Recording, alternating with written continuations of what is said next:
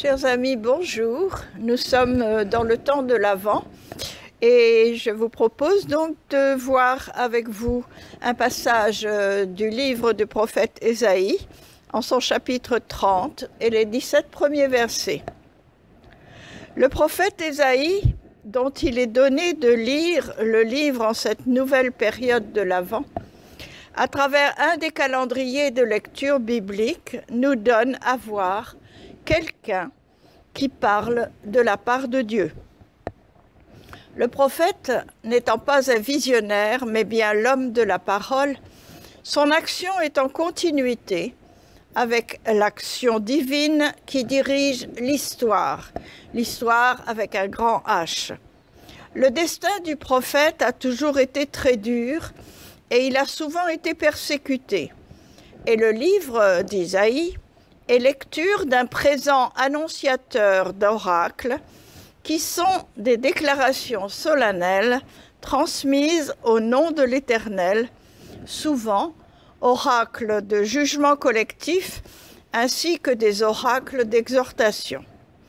Et le chapitre 30 proposé à la lecture pour le message qu'il transmet se fonde sur la situation politique et historique de l'alliance d'Israël avec l'Égypte, espérant trouver le salut auprès de ce dernier pays en établissant des plans, en scellant des pactes qui, pense-t-il, doivent leur procurer bonheur et sécurité. En Ésaïe, on comprend très rapidement que ces plans humains ne sont pas ceux de Dieu. Retenons donc pour aujourd'hui comme enseignement de ne pas répéter cette erreur qui consiste chez les gens de pouvoir à engager des accords qui n'ont aucune chance de faire le bonheur d'un peuple.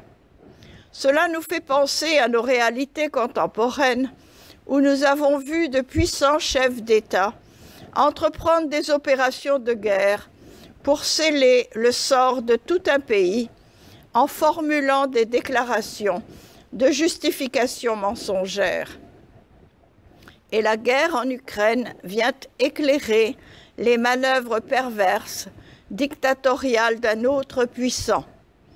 À l'image de ce que révèle Ésaïe, la sentence est grave. Le monde entier en subit aujourd'hui encore les conséquences.